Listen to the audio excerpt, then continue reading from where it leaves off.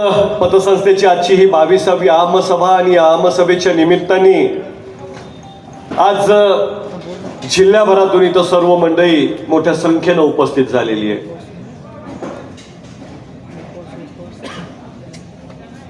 महेश अर्बनचे अध्यक्ष इथं मंचावर असताना ते बोलत होते की दीपक भाऊंना म्हणत होते की दीपक भाऊ तुम्ही आमसभा घेता ही फार मोठी गोष्ट आहे आणि ती एवढ्या मोठ्या संख्येने घेता हे तर फार मोठं आश्चर्य आहे. अनेक पतसंस्था अनेक संस्था अशा आहेत की ज्या कागदावर फक्त आमसभा घेतात, प्रत्यक्षात आमसभा होत नाही. काही जण आमसभा घेण्याची हिम्मत करत नाहीत, तर काही जणांच्या आमसभेला उपस्थिती राहत नाही. आणि त्यामुळं मोसाजी महाराज पतसंस्थेची ही आमसभा जिल्ह्यामध्ये काल आणि आज प्रचंड पाऊस सांगितलेला आहे. काल प्रचंड पाऊस पडला. आजच सकाळी मला पेंडसांग या गावावरून एकाचा फोन आला होता शेतकऱ्याचा की काल आमच्याकडे ढगफुटी झाली, काल रात्री प्रचंड पाऊस पडला.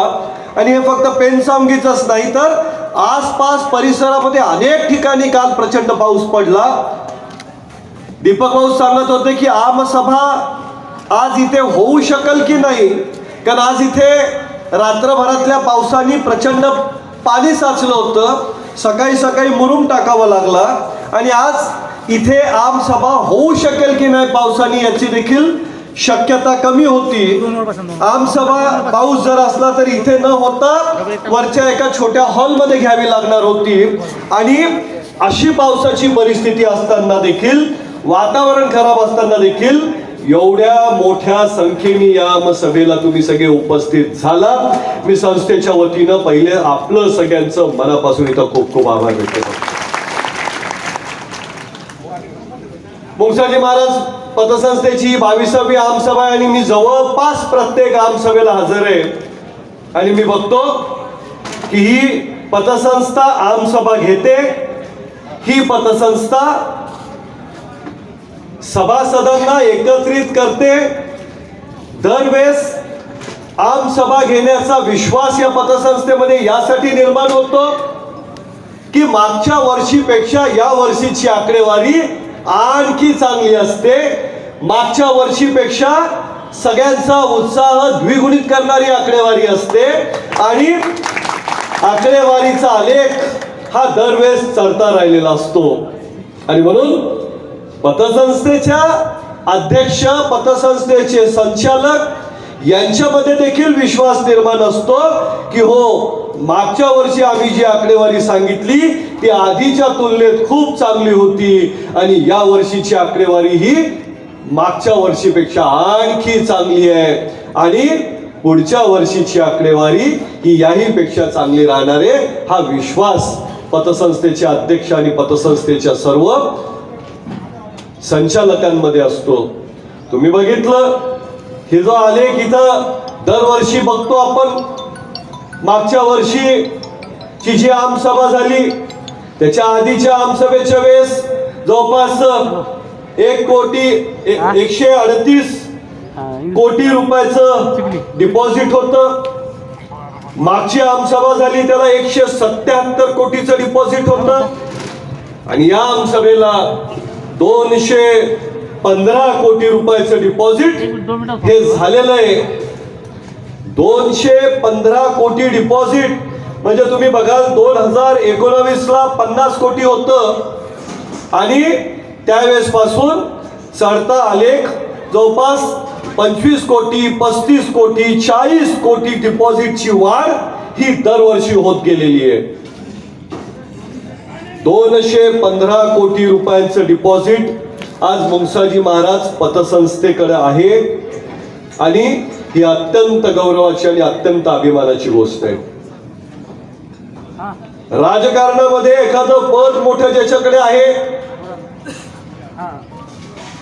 ज्यांच्या मागे प्रचंड मोठी ताकद आहे, अशांचं डिपॉझिट वाढणं ही काही फार आश्चर्याची गोष्ट नाही. त्यांचं स्वतःचं नाव असतं, त्यांच्या स्वतःच्या संस्था असतात, त्यांच्या स्वतःचं नेटवर्क असतं, कार्यकर्त्यांची फौज असती. पण मुंगसाजी महाराज पतसंस्थेचे अध्यक्ष आणि त्यांचे सर्व संचालक राजकारणामध्ये फार मोठ्या पदावर कधी राहिले नाहीत, आणि तरी देखील आज 200 कोटीपेक्षा जास्त डिपॉझिट या पतसंस्थेचं आहे. हा या पतसंस्थेनी जो विश्वास निर्माण केलाय तो अधोरेखित करतोय. भले मोठं पद नसेल, पण प्रचंड मोठी पत आज या पतसंस्थेने निर्माण केलेली आहे, हे सांगताना अत्यंत आनंद होतोय. आणि 200 कोटी डिपॉझिट तर फक्त मुंगसाजीच आहे, त्यासोबतच जागृती पतसंस्था आहे, आणि त्या जागृती पतसंस्थेचं 50 कोटी एक महिला पतसंस्था आहे, आणि त्या महिला पतसंस्थेचे 50 कोटी डिपॉझिट. आणि अशा पद्धतीनं आज 250 कोटीपेक्षा मार्चच्या तुलनेत हे डिपॉझिट होतं. आणि मार्चच्या नंतर आत्ताच अध्यक्षांनी सांगितलं की दरवर्षी 25-30 कोटीनं डिपॉझिट या पतसंस्थेचं वाढत असताना आज मार्चच्या नंतर सप्टेंबर आहे, म्हणजे 2 तिमाह्या झाल्या, आणि या 2 तिमाहीमध्येच या पतसंस्थेचं डिपॉझिट मार्चच्या नंतरचं चालू वर्षीचं डिपॉझिट हे जवळपास 35 कोटी रुपयांनी आणखी वाढले. म्हणजे या वर्षीची जी वाढ, म्हणजे पुढच्या पतसंस्थेच्या आमसभेला जेव्हा तुम्ही याल तेव्हा 50 ते 60 कोटी रुपयांनी डिपॉझिट या पतसंस्थेचं वाढलेलं असणार. प्रचंड सुंदर अशी वास्तू, आणि ती पण चिखलीच्या मध्यवर्ती ठिकाणी, जिथे चिखलीचा मुख्य बाजार होता. अशा सोनारांची जिथे वस्ती आहे, किंवा जिथे सोन्याचे व्यवहार होतात, त्या सुवर्णनगरीमध्ये किंवा त्या एरियामध्ये या पतसंस्थेनी स्वतःची इमारत उभी केलेली आहे. अनेकांना तर सातत्याने वाटत राहतं की हे कसं काय शक्य आहे. दीपक भाऊ सारखे की ज्यांना फार मोठ्या पदावर जे कधी नव्हते, त्यांचं संचालक मंडळ एवढं साधं, हे कसे काय एवढे पोचले. मी सहज विचार करत होतो की 50 कोटी डिपॉझिट होतं 19-20 मध्ये, आणि मला वाटतं त्याच वेळेस ती जागा विकत घेऊन तिथं इमारत बांधली. जागा इमारत बांधत असताना पाया खोदायच्या वेळेस तिथं कोण होतंय याचा मला शोध लावावा लागला.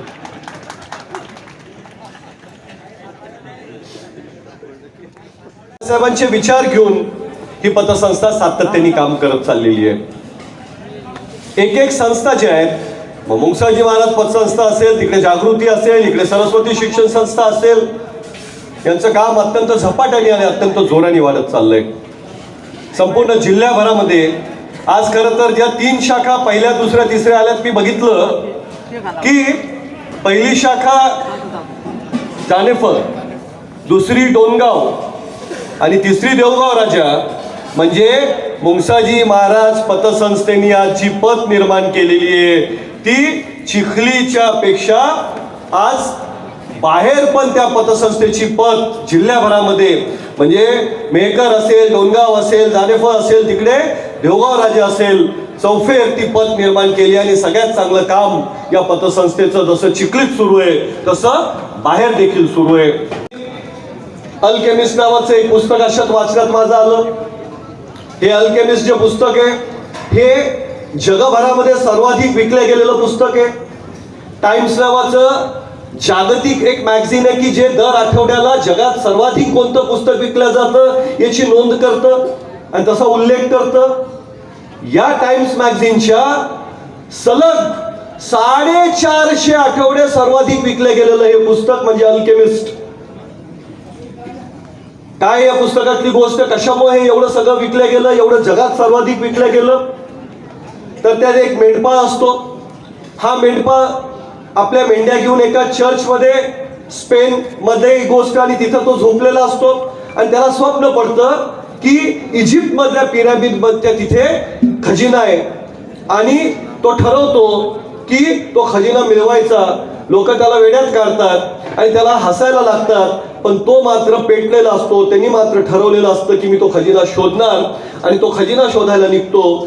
त्याला रस्त्यात अनेक अडचणी येतात, अनंत अडचणी येतात, त्याच्या जीवावर बेततं, पण तो त्याचं स्वप्न जे बघितलेलं असतं ते त्याचा पाठपुरावा करण्याचं ठरवलेलं असतं, ते सोडत नाही. तो इजिप्तला जातो, तिथे बघतो आणि त्याला लक्षात येतं की तिथं तो खजिना नाही. तो ज्या चर्चमध्ये स्पेनमध्ये त्यांनी जे स्वप्न बघितलेलं असतं तिथंच तो खजिना आहे. तिथून पुन्हा बाहेर वापस फिरतो, पुन्हा मूळ ठिकाणी येतो आणि त्या स्पेन मधल्या चर्चमध्ये त्याला तो खजिना सापडतो. पण खरा खजिना त्याला प्रवासात सापडलेला असतो, आणि तो खजिना असतो त्या प्रवासात आलेला अनुभव. आणि काय अनुभव आलेला असतो त्याला त्या प्रवासात?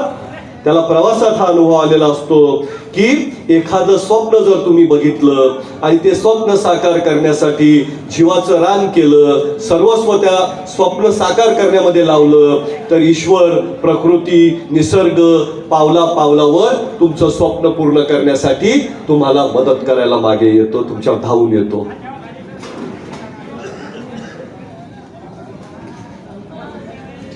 आज त्याच मेंढपाळाची मला आठवण येते जेव्हा मी दीपक भाऊंकडे बघतो.